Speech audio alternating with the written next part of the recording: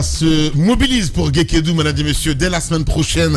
Évidemment, on reviendra d'ici la fin de l'émission pour quelques détails. Mafoudia, notre invité avec nous dans ce studio, c'est autre que monsieur Namori Kamara, directeur de la société de gestion de l'aéroport de Conakry.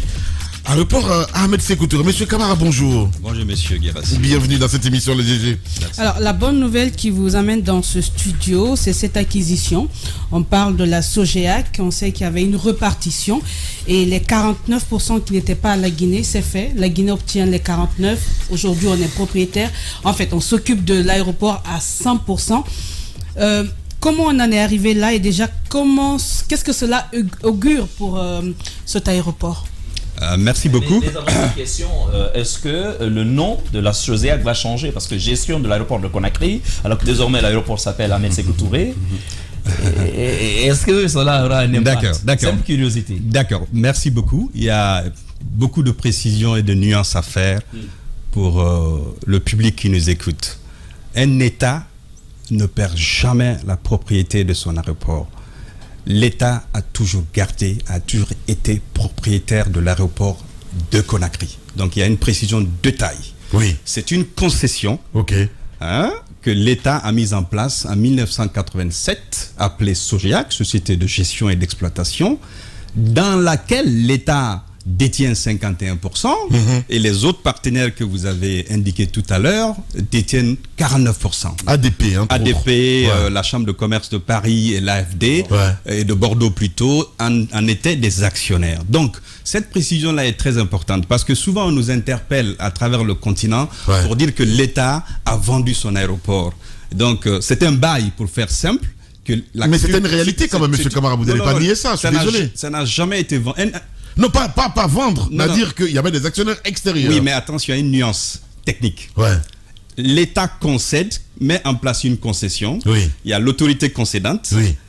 L'État crée une structure d'accueil pour gérer l'aéroport. Et l'État était aussi actionnaire dans cette société. Donc, cette structure d'accueil paye des redevances à l'État. Donc, c'est juste une petite précision. Mais quand on est actionnaire, ça veut dire qu'on a notre mot à dire. Mais bien entendu, mais ça veut pas dire, ça veut dire aussi qu'on a des obligations envers l'État. Il y a deux choses. Attention. L'actionnaire n'est pas propriétaire de l'aéroport, mais il est propriétaire de l'argent donné par l'aéroport. Attendez. C'est de ça qu'on parle. Attendez. Parce qu'à la fin, je peux. Allez-y, monsieur Kamara. Parce que c'est extrêmement important, cette nuance. Elle est importante. Non, attention. Parce que j'ai vu. Voilà, pour tout le monde d'ailleurs. Parce que c'est très important. Non, mais ça se disait, ce qu'il dit, c'est vrai. Parce que même le point où tout ça, on dit, on a tout vendu. Exactement. Et c'est important que vous le sachiez. Dans tous les pays, vous avez des concessions. Je peux? Allez-y, monsieur Kamara. Voilà. Il est fixatif là. Vous inquiétez pas. Il n'est pas dangereux tabac. Je peux. Non, allez-y. Non, je peux. Alors, non, je veux. Non, je vais continuer. Vous allez pouvoir. Non. Je pose juste ça. Non, je continue. D'accord, allez-y. Voilà. L'État n'a jamais perdu la propriété de son aéroport. Voilà, au moins c'est dit. Voilà, ça c'est dit. Oui. L'État crée une structure dans laquelle elle détient 51% actionnaire. Oui. Et naturellement, comme vous me voyez ici, je suis nommé par décret. Donc, la Guinée avait encore géré cet aéroport, n'est-ce pas? Avec des partenaires étrangers. Maintenant, la question qui est au port là. Savez-vous que il y a des espaces là-bas, vous n'y avez pas accès si on ne vous y autorise pas. On n'a même pas de droit de regard là-dessus. Tout ce que je veux vous amener à voir, c'est aussi de comprendre les mots. C'est vrai, il y a ce qu'on dit, mais il y a quand même des mots qu'il ne faut pas prendre au premier degré. La perception. Exactement, comme sur votre territoire, sur un bien qui appartient à votre souveraineté. Les grandes gueules. Vous n'avez pas de droit de regard là-dessus.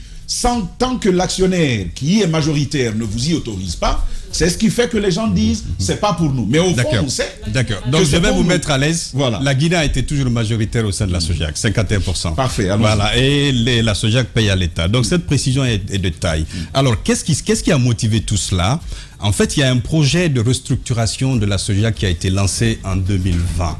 Où la SOGEAC, en fait, devrait faire place à une nouvelle structure qui devrait porter le projet d'extension et de modernisation. De l'aéroport. De l'aéroport qui s'appelle SOGEAC G. Si vous l'avez constaté autour de nous, y compris au Sénégal, c'est le même modèle. En fait, moi, j'ai fait une vingtaine d'années dans l'aviation. C'est exactement le même modèle qu'on utilise. Alors, en principe, la SOGEAC C aurait dû disparaître en avril pour faire place, la SOGEAC C aurait dû disparaître pour faire place à la SOGEAC G, où Africa 50, naturellement, qui est le bras financier de la Banque africaine de développement, et ADP était actionnaire à 66%. Et l'objectif de cela, en fait, c'était de passer de 500 000 passagers à 1,5 million. Donc, de moderniser notre plateforme. Mais qu'est-ce qui s'est passé? On a connu une lenteur dans le processus de mise en œuvre. Alors, parce qu'il faut se le dire, et c'est important que je le rappelle aujourd'hui, la décision de restructurer ou de changer les conditions au sein d'une concession résulte d'une décision politique. Parce que l'aéroport, c'est extrêmement important. Les grandes gueules. Le président de la transition, cette année, a estimé en fait qu'il y avait lenteur dans l'exécution de ce projet d'expansion que nous attendons tous, parce que l'aéroport commence à être un peu étroit. Donc, quand il m'a reçu, et je crois que cette décision-là réellement émane de lui, et il m'a ce jour-là demandé un peu la situation au sein de l'aéroport, pourquoi les travaux d'expansion et de modernisation tardaient. Donc, je lui ai dit, Monsieur le Président, en principe, ces travaux auraient dû démarrer, mais on a des partenaires en fait qui ne s'entendent pas entre eux et sur le modèle de financement. Et tout de suite, et je pense qu'il faut lui rendre hommage ici, il a convoqué les partenaires à la présidence, ADP et Africa 50, auxquels il a demandé quand est-ce que vous commenceriez ces travaux dans l'intérêt de la Guinée. Alors, les partenaires ont été honnêtement très sincères. Ils ont reconnu en fait qu'entre eux, ce n'est pas du fait de la Guinée qu'ils ne s'entendaient pas. Naturellement, l'État a pris la décision souveraine que Mme Bangoura vient d'expliquer. Puisque vous ne pouvez pas nous donner la plateforme qu'on attend, nous, on va reprendre la concession et puis après, de manière souveraine, on verra bien comment on peut mener ce projet d'extension et de modernisation. En fait, ce sont les motivations les grandes gueules. L'extension.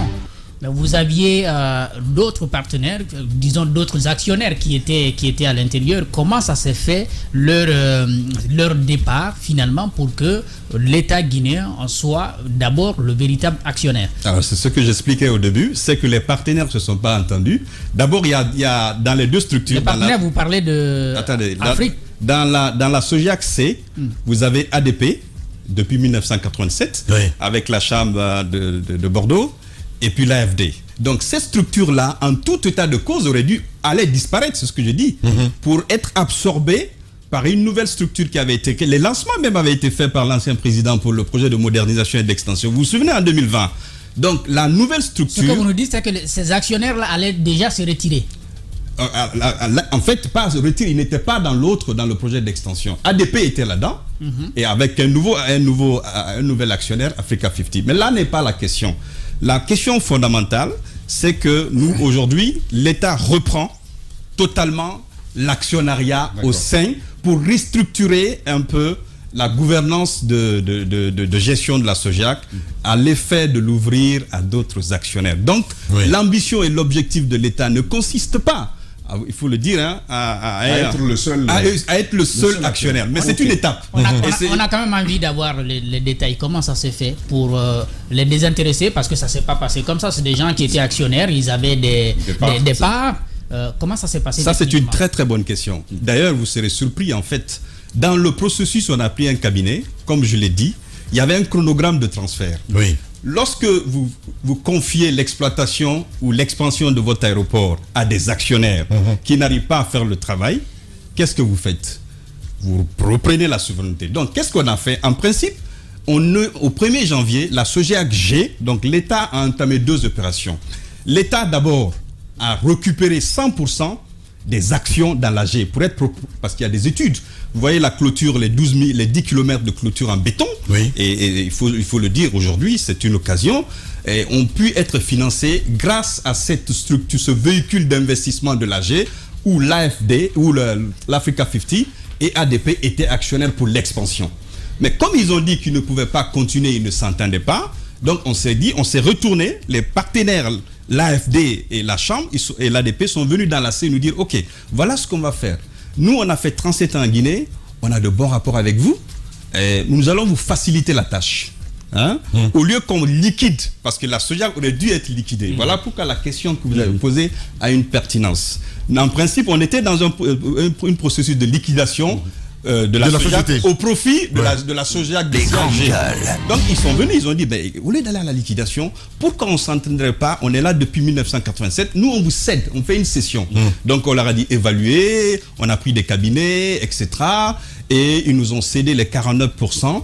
À un prix très très abordable, autour d'1 million, il faut le dire, parce que c'était 1 million d'euros. Hein. Donc voilà, 1 million d'euros.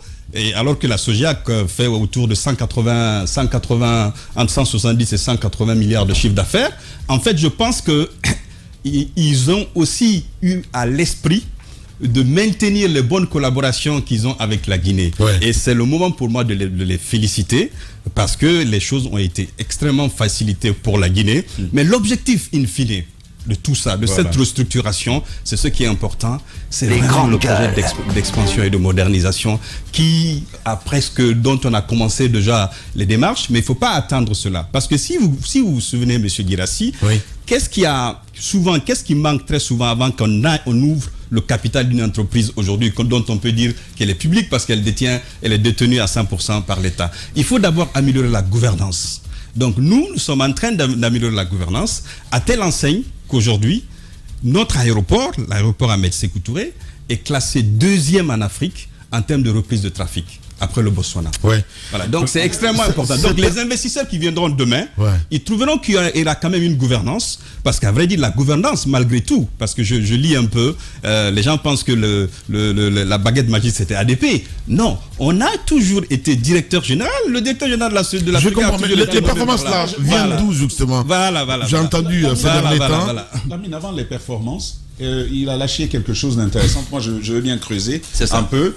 Ce que prévoit ce projet d'extension de l'aéroport, il y a quoi dedans? Et puis, la reprise, vous avez laissé entendre que éventuellement l'aéroport se tournerait vers de nouveaux actionnaires. C'est ça.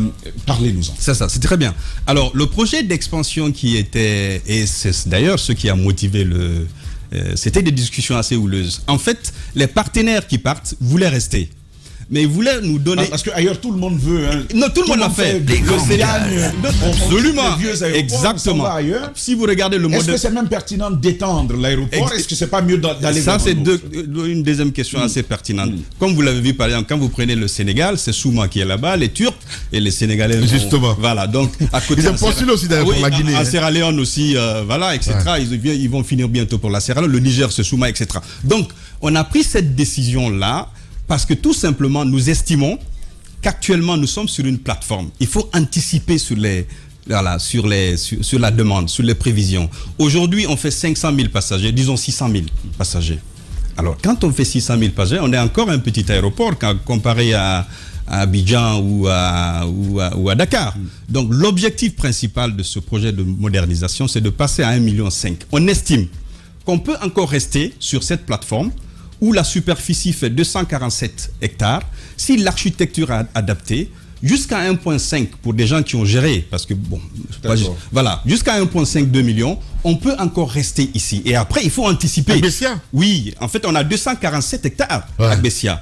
Donc, dans les prochaines années, on pourrait éventuellement être à 1,5 million, 2 millions. Alors, maintenant, le projet de Maferia dont vous parlez, il faudrait que de manière stratégique, et le président de la République le sait très bien, le ministre actuel, le nouveau ministre Félix, dont je salue vraiment la célérité dans le traitement de tous ces dossiers qu'il a pris à la volée, il ne faut pas tuer un projet éventuel de nouvel aéroport. Il faut plutôt penser de manière stratégique à la création d'une ville aéroportuaire, à l'image de Diamniadio. Moi, je me rappelle quand j'étais étudiant à Dakar, Quand Wade avait lancé l'idée de Diamniadio, on disait qu'il était fou. Personne n'y croyait. Les grandes gueules. Donc il ne faut pas juste créer un aéroport, mais il faut créer carrément une nouvelle ensemble. Oui. Exactement. Et pour cela, ça nous prendra du temps. Donc de manière stratégique, comme le fait d'ailleurs Abidjan, ils vont être à leur deuxième projet d'extension, en fait, sur la même plateforme. Mais il est vrai qu'ils ont beaucoup plus d'espace. Donc en fait, logiquement, c'est ce qu'il faut. Parce que les investisseurs qui vont venir, c'est pas de la théorie. Il faut que vous leur montrez des chiffres, des potentiels, etc. pour qu'ils investissent. Alors, l'autre question, c'est qu'en tout état de cause, aujourd'hui, moi je pense qu'il faut encore aller vers les PPP, les partenariats pour qualifier la gouvernance. Bien. Nous avons un investissement espéré de 200 millions, entre 200 et 250 millions, alors que l'État peut facilement aller vers des privés pour essayer d'investir sur la plateforme. Parce que ce qui est important, je reviens encore sur cette petite précision, vous pouvez être actionnaire dans une entreprise et ne rien gagner, et ne pas gagner assez, pas de dividendes. Vous êtes un chef d'entreprise. Par contre, là où l'État gagne, c'est dans les redevances de concession, ou les impôts. Nous, on paye des impôts sur la société, CFU, on paye des redevances fixes. C'est là où l'État gagne. Et l'État peut aussi détenir une action pour contrôler, ou même, pourquoi pas, ouvrir au secteur privé. Bien. Parce que si vous regardez le cas d'Abidjan, par exemple, le secteur privé est aussi actionnaire. Oui, ils sont actionnaires un peu dans la SOGEAC. Voilà, Namori Kamara, il faut le rappeler, un directeur de la société de gestion de l'aéroport, Ahmed Sékou Touré, il est notre invité ce matin. On parlait de performance, Mafoudi, allez-y. Justement, on parle de performance, mais déjà sur l'aéroport, à vous écouter, on va d'abord laisser le projet de nouvel aéroport parce que c'est tout un ensemble. Et là, on va faire focus sur l'aéroport qui est là, puisque pour les prochaines années, on peut encore utiliser. Du coup, en partant des partenariats, pour un Guinéen qui voyage aujourd'hui, qui atterrit à Dakar, qui atterrit en Côte d'Ivoire, on se dit qu'est-ce qui se passe en Guinée? Pourquoi on a un tel aéroport? Dès l'avion, on voit l'armaque et puis rien ne semble vous attirer. C'est quoi le travail qui est fait pour aller vite et nous donner un aéroport quand même qui nous permette de descendre? Merci beaucoup. En fait, encore une précision. Je ne pense pas qu'il faille abandonner le projet d'un nouvel aéroport, je précise. Un État, c'est de la stratégie. Il faut maintenir ce projet pour créer une ville aéroportuaire. Par contre, il faut continuer à moderniser la plateforme que nous avons. On a du potentiel. Dans le groupe ADP, vous serez étonnés, le potentiel de notre aéroport dans le groupe, parce qu'il ne gère pas que la Guinée, les grandes gueules, c'est remarquable. Mais il n'y a pas eu d'investissement les 37 dernières années. Le déficit d'investissement qui nous a amené à cette situation, vous pouvez le constater, je suis fier de le dire, les 10 premiers mois de gestion que nous avons passés, je pense que vous sentez une amélioration. Une petite amélioration quand même. Comment comprendre qu'il n'y ait pas eu d'investissement? Est-ce qu'il était prévu? Qu'est-ce qui n'a pas marché? Alors ça, c'est une très bonne question. Moi, je pense que pour l'État, pour toute concession, il faudrait qu'on ait un suivi de nos concessions. Il faudrait que, de manière périodique... Il n'y avait pas de suivi? Bon, en fait, il y a 37 ans. Sans langue de bois. 37 ans, il n'y avait vraiment pas de suivi. Parce que s'il y avait un suivi périodique, au moment où on a fait un suivi, on a lancé le projet d'expansion et de modernisation avec Mais qu'est-ce que vous avez trouvé, Namori, sur place? Alors, ce que j'ai trouvé sur place, parce qu'il ne faut pas aussi se le cacher en termes de gouvernance, et c'est ce qui est dommage parce qu'on avait une assistance technique aussi avec ADP. C'est vrai qu'au début peut-être ça marchait, mais après peut-être les assistances techniques, etc., les choses n'ont pas marché. Savez-vous, Monsieur Girassi, qu'une structure, parce que la SOGEAC est une société, il ne faut pas l'oublier, c'est une société d'économie, mais il n'y avait même pas un organigramme au sein de la SOGEAC. Bref, il n'y avait même pas toutes les entités. Premièrement, il n'y avait même pas de système de mailing, de gestion voilà. Les travailleurs, les directeurs que j'avais n'étaient même pas dotés d'ordinateurs. Donc en 10 mois, dans un aéroport. En 10 mois, en fait, la gouvernance. C'est vrai que vous communiquiez pas via Gmail, Yahoo et consorts. Non, pas du tout. En fait, ça c'est fini. Aujourd'hui, je vais vous le dire. Avant. Non, pas du tout. En fait, il y avait ça, mais de toute façon, comme il l'a dit, ça c'est fréquent. Mohamed. Mais c'est ton problème. Non, attendez. Pour les données. En fait, non seulement pour les données, c'est un problème. Voilà pourquoi j'ai résolu ce problème. On a créé, si vous voyez aujourd'hui, la première des choses à faire, j'ai créé une direction système d'information. Parce que moi, avec humilité, j'ai passé les 18 dernières années à conseiller les aéroports à travers le monde. J'étais directeur Afrique, Europe et Moyen-Orient dans une société qui avait été créée en 1929. Donc je sais pour mon pays qu'il fallait aller vers ça. Donc les expatriés qui étaient là utilisaient naturellement, comme vous l'avez dit tout à l'heure, et c'est vous qui avez raison, ADP. Donc aujourd'hui on l'a harmonisé. On a pris, tout est Sogeac, c'est harmonisé. Et bientôt, d'ailleurs, on va lancer un Wi-Fi parce que je sais que ça allait venir. On n'a pas de Wi-Fi. J'anticipe sur les choses à l'aéroport. Ce qui est une commodité aujourd'hui. Donc, dans quelques jours, dans quelques semaines, nous allons lancer un Wi-Fi gratuit. Avec une collaboration d'une structure qui est là, qui va nous doter de ça, le parking que vous voyez, parce que dans la gestion aéroportuaire, qu'est-ce qui vous apporte de l'argent entre autres? Ce ne sont pas forcément les redevances des compagnies aériennes, c'est les redevances non aériennes, c'est la gestion du parking. Vous avez des parkings dans le monde de certains aéroports qui leur rapportent 100 millions, 100 millions d'euros, rien que le parking. Donc nous sommes en train de moderniser aussi le parking, parce que le parking, le parking à Madina était plus cher. Le parking de l'aéroport? Oui. Enfin, nous on était à 5000, n'est-ce pas? Et c'est qu'il y a eu le parking à des couacs. Oui, mais c'est pas dans grave. ce sens-là. Non, il ne faut pas dire que c'est pas grave, monsieur Camara. Le parking, il ne faut pas dire que c'est pas grave, monsieur Camara. Il y a eu des couacs, mais ce qui est important, c'est qu'aujourd'hui, je vais vous dire quelque chose. Aujourd'hui, avec 5000, le parking de la Guinée, c'est unique. Ce qui est un peu dommage, c'est que quand vous voyagez, vous allez au Sénégal ailleurs, vous voyez comment c'est payant, c'est munité, etc. Donc on voyage chez les autres. Mais c'est même automatique. Exactement, c'est même automatique et c'est plus cher. Donc ce qu'on a essayé de faire, le parking nous rapporte 800 millions l'année. Eh bien. Avec tout et les gens laissaient leur véhicule pendant des mois parce que c'était fixe. Ça ne peut pas continuer. Bien. Donc vous avez vu les travaux qu'on a commencé et on aura l'un des parkings les plus modernes de la sous-région. Minuté.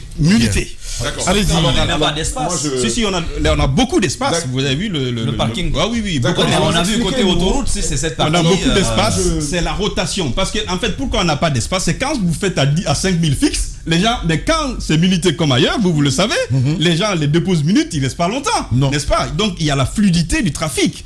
C'est pas un problème d'espace. Le parking d'Abidjan n'est pas plus grand qu'ici. Mais il a, comme il l'a dit, M. Guirassy l'a dit, c'est minuté, les gens ne restent pas longtemps, ils n'abandonnent pas leur véhicule pour voyager parce que c'est juste 5000 francs que vous payez. Et l'État perd de l'argent. Évidemment, on a 5 minutes. Et d'ailleurs, on subventionne les gens qui ont les moyens. N'est-ce pas? Parce que les gens qui prennent l'avion, certains qui abandonnent leur voiture, et ils payent des billets qui sont beaucoup plus chers. Donc voilà, tout ça, on va le moderniser. On profite du système en fait. On profite du système. Je vais faire un bloc parce qu'il y a beaucoup de questions. Il y a une sorte de rétropédalage sur le coût du parking à l'aéroport. Il faut que vous expliquiez ça. Sincèrement. Non, je peux vous l'expliquer. Permettez, s'il vous plaît, je vais poser toutes les questions. Un directeur général prend un acte. Quelques temps après, c'est rapporté. Est-ce que c'est Facebook qui a imposé son diktat à la présidence pour vous? Donc, on veut savoir ce qui s'est passé dans le détail. Ensuite, parce que ça ne va pas être que beau, hein. Il y a quand même deux employés, ou en tout cas, il y avait 2 personnes qui ont perdu la vie sur le tarmac de l'aéroport. Que s'est-il passé au-delà du communiqué? Parce qu'on a lu concrètement ce qui s'est passé. Et puis, à l'aéroport, il y a des images quand même qui circulent. J'ai vu Visite Guinée, qui est portée par Saran Ba, notre Miss. La Miss, oui. Notre Miss. Voilà, on a vu ça. Mais pendant ça, il y a des photos quand même des toilettes. Vous savez, moi, je passe aux toilettes là-bas souvent. C'est ça. C'est pas d'abord l'insalubrité, mais il y a des moustiques qui te piquent. C'est ça. On dirait que les moustiques même ont des problèmes, c'est des drogués. Donc, ils te piquent violemment. C'est ça. Qu'est-ce qui est fait de ce côté-là? Et puis, dernière question. C'est un bruit, enfin, ça se discute dans les bars-cafés, ça se discute dans les salons. On dit qu'il y a certains types d'avions qui ne peuvent pas atterrir chez nous parce que l'infrastructure ne s'y prête pas. Alors, sur la question de MAF, sur la création d'un nouvel aéroport ou pas, je pose la question d'une réflexion bien bête. C'est l'infrastructure qui attire du monde ou c'est l'affluence du monde qui doit dicter la création d'un nouvel aéroport? C'est ça. Parce que dans mon entendement, je suis en train de me dire, quand l'aéroport est bon et beau, les gens vont certainement choisir cette destination-là plutôt qu'une autre. Est-ce que en ayant un meilleur aéroport, par exemple celui de Mafereya, ça ne va pas entraîner plus d'affluence vers la destination Conakry. Alors, peut-être la dernière question. Bon, là, on embraye directement. Oui, la dernière, on embraye directement là-dessus parce qu'on n'a plus beaucoup de temps. Ah oui, mais j'ai pas. Oui, justement, ça va être cette mosquée que nous on a vue en grandissant. Je ne sais même pas si on n'est pas né avec, mais qui est toujours à cet endroit quand même. En face de la pyramide, là, au rond-point. C'est jamais fini. C'est jamais fini. On dirait que le on a grandi en tout cas en voyant ça. ça, j'allais à l'école. Alors, cette mosquée, qu'est-ce qui se passe avec? D'accord. Ça ressemble à une maison dont le propriétaire a perdu son emploi. Je commence par la question la plus importante. C'est qu'il y a quelques mois, comme vous le savez, nous avons 2 personnes malheureusement qui ont perdu la vie. Et ça nous a tous choqués, à vrai dire. Des sous-traitants de la Sogeac qui se sont trouvés au mauvais endroit et en fait qui ont voulu traverser la piste.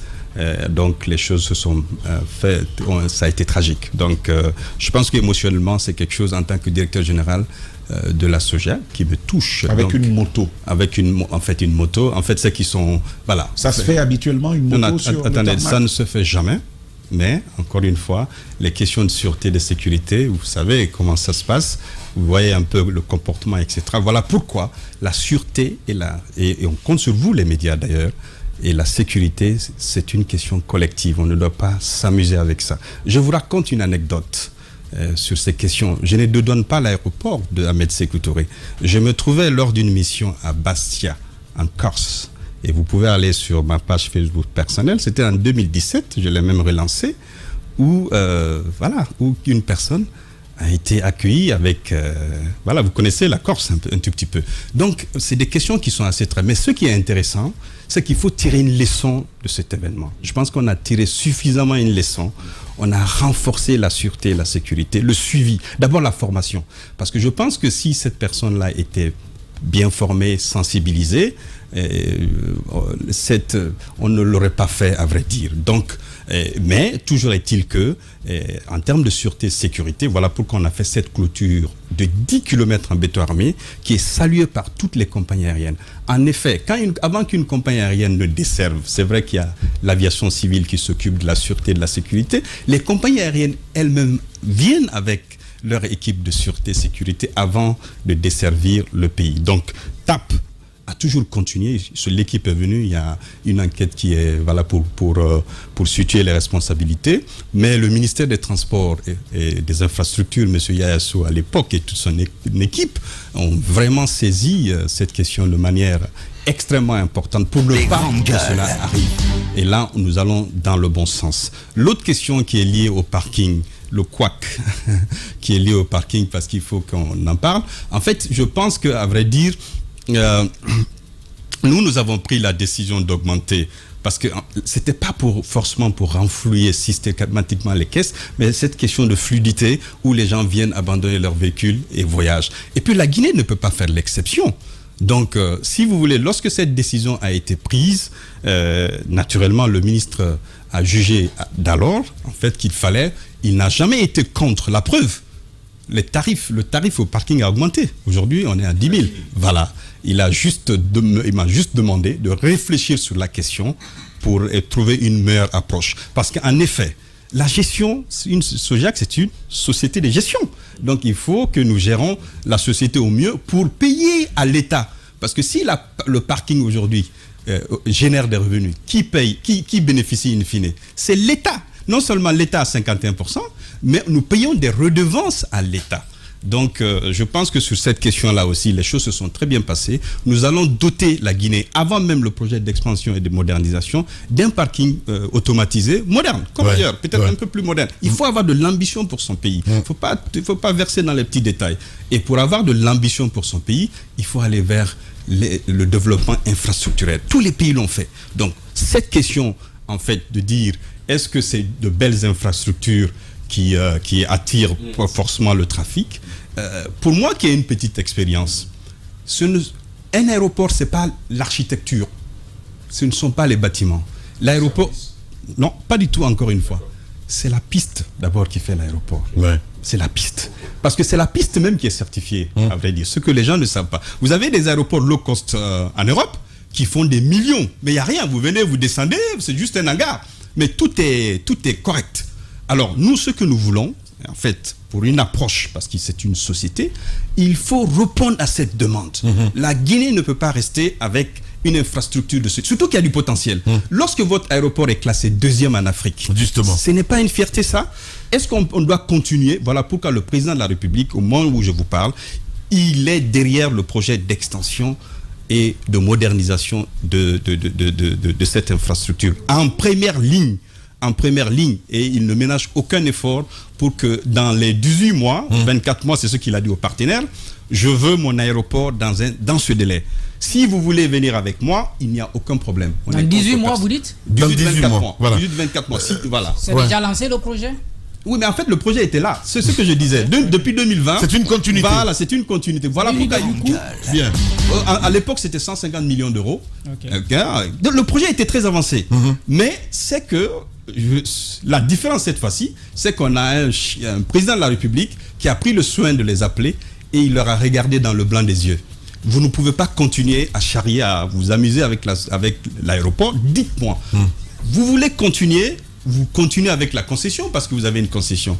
Si vous ne voulez pas continuer, on tire les conclusions. Ils voulaient continuer, mais pas avec la même ambition. Je vois. Voilà. Donc, et nous sommes ambitieux pour cette plateforme parce que nous nous disons, pour Mafereya, pour revenir à Mafereya, en fait, il ne faut pas aller faire un aéroport à Mafereya. Il faut créer tout un écosystème.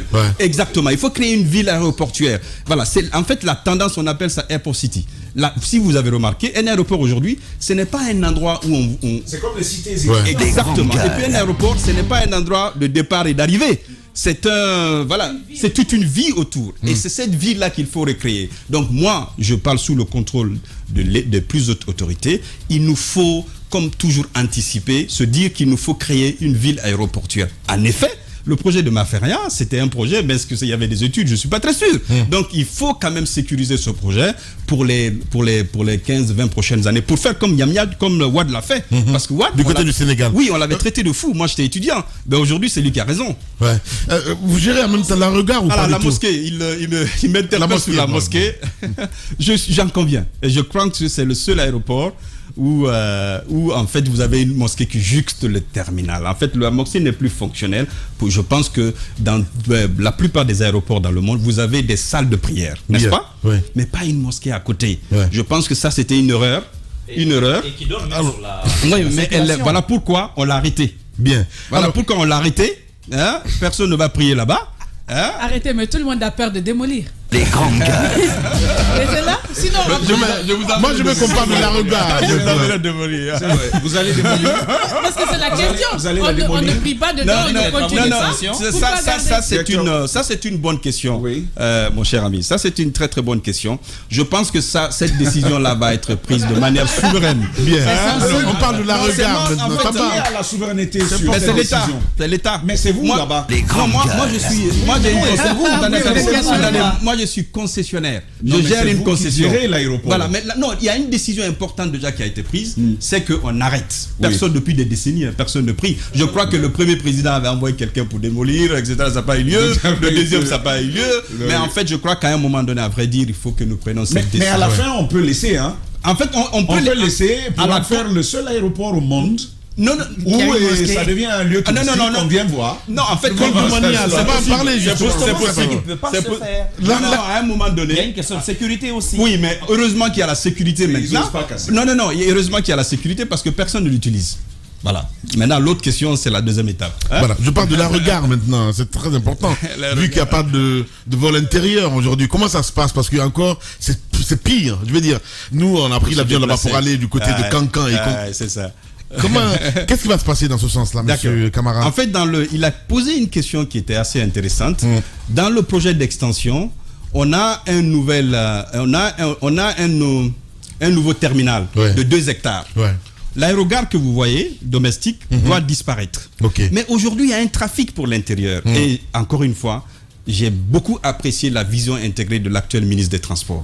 Quand il est venu à la SOJAC, il nous a dit, il me dit, Namori, votre projet de modernisation et d'extension ne peut pas aller sans une vision intégrée. À date, vous serez étonné, sans compagnie aérienne, nous avons transporté 10 000 personnes à l'intérieur du pays. 10 000. 100 compagnies aériennes. Ouais, 100 compagnies basées. En fait, c'est des petites compagnies minières, etc. Ouais. Donc, imaginez-vous, parce que vous êtes un chef d'entreprise, si vous lancez une compagnie aérienne demain, hein, les aérodromes sont... Parce qu'on le faisait, moi je me rappelle, quand j'étais jeune, j'allais dans Air Guinée à l'intérieur du pays. Donc, en fait, il y a une régression, en fait. Justement. Voilà. C'est donc, pire. Oui, mais là aussi, le président colonel Mamadi Doumbouya, le premier ministre et l'actuel ministre en font une priorité de taille pour essayer de desservir les villes de l'intérieur. Et cela va nous aider à créer un mini-hub ici. Et Antonio Suarez, il a parlé de Guinée. Non, j'ai jamais dit ça. Non, pas vous. L'État. Laisse Antonio tranquille, mon cher ami. Mais c'est quoi cette histoire-là? Je l'aime bien. C'est un diacanqué, donc je l'aime. Alors, mais plus... Maintenant, pour revenir à la vétusté des toilettes, la vétusté des toilettes, c'est important. Parce que ça, vous avez raison. En fait, aujourd'hui, c'est moins la propriété des toilettes mise en cause que la vétusté. Ouais. En fait, à un moment donné, puisque la concession, on pensait qu'on allait tout démolir, il n'y a pas eu d'investissement. Voilà. Donc, à date, là où je vous parle, nous allons faire, maintenant que les choses se sont clarifiées, nous allons quand même rénover c'est le seul où on utilise des bouilloires. Voilà, nous allons quand même rénover très rapidement. Il y a des bouilloires là-bas, non? Tu as le courage d'y aller. Mais ce qu'on a fait et qu'il faut saluer, c'est que très rapidement, on a rénové les toilettes de l'aérogare domestique. Ok. Voilà. Et la prochaine, parce qu'on ne peut pas tout faire en même temps. Il faut aller de manière progressive, sans verser dans le sensationnel. Merci beaucoup, en tout cas, monsieur Camara, d'être passé nous voir. Sincèrement, j'ai une autre image de vous maintenant. Voilà. Merci beaucoup. Merci beaucoup. C'est pas trop méchant. Hein? Non, c'est un peu strict. Allez. Non, merci beaucoup. Allez, on parle de Guékédou ce matin, mon cher Tamba. Qu'est-ce qui va se passer dès la semaine prochaine? On a dit, on se mobilise pour Guékédou. Justement, on se mobilise pour Guékédou. C'est tout le groupe Adafo Média qui se mobilise pour Guékédou, Radio Espace, Espace TV. Nous y serons à partir de ce week-end par la grâce de Dieu. Nous y allons pour accompagner le forum de relance économique et sociale post-crise. La crise, elle date de plus de 20 ans maintenant, avec la guerre qui est arrivée, qui a mis la ville à genoux. Ce centre qui attirait au niveau économique, au niveau commercial, au niveau agricole, au niveau social et culturel, aujourd'hui, ce centre-là, ce n'est plus le cas. Guékédou, l'ombre d'elle-même. Les fils se sont donc mobilisés d'un peu partout à travers le monde. Je suis sur la plateforme, je vois l'engouement qu'il y a autour de la mine, des fils de Guékédou qui apportent leur contribution, les unes plus petites que les autres, mais chacun apporte quand même sa brique à cet ouvrage-là. Ce qui va être fait, c'est un forum qui va être lancé à partir du 19 décembre. Ça va être donc à Guékédou ville pour réfléchir déjà aux difficultés de la ville, à ses potentialités, mais également de discuter de ses opportunités à travers ce qui peut être développé localement, mais également à partir de partenaires qui pourraient accompagner cette ville-là. Pourquoi pas des projets pourraient en être, des projets de coopération avec des villes qui ne sont pas celles de la Guinée, mais également avec des partenaires techniques et financiers de la Guinée. Le groupe Adafo Média y sera donc, des reportages à attendre, mais aussi 2 numéros au moins des grandes gueules qui vont être produits sur ces réalités-là pour accompagner à notre façon cette initiative. Et il faut simplement rappeler que nous le faisons avec l'accord du Diakanké pour respecter, nous aligner sur notre ligne qui est celle d'être un média auprès du bas peuple, un média auprès des causes qui comptent. Il n'y aura donc pas que de politique, il y aura amplement des questions de développement à servir à nos auditeurs et à nos téléspectateurs. Ils pourront vivre ce forum comme s'ils y étaient. Voilà, bien dit. Merci beaucoup. Merci à vous, mesdames et messieurs, à l'international. Merci à Abdoulrad Dramé qui a réalisé cette émission. Mamoudou Kondé, le colosse, du côté de la régie. Lundi, nous serons en direct du côté de Guékédou. Prenez soin de vous. Demain, c'est Moussa Yoruba que vous allez retrouver. Voilà pour le compte de cette émission Les Grandes Gueules. Dans un instant, les programmes continuent sur Espace TV et sur Radio Espace.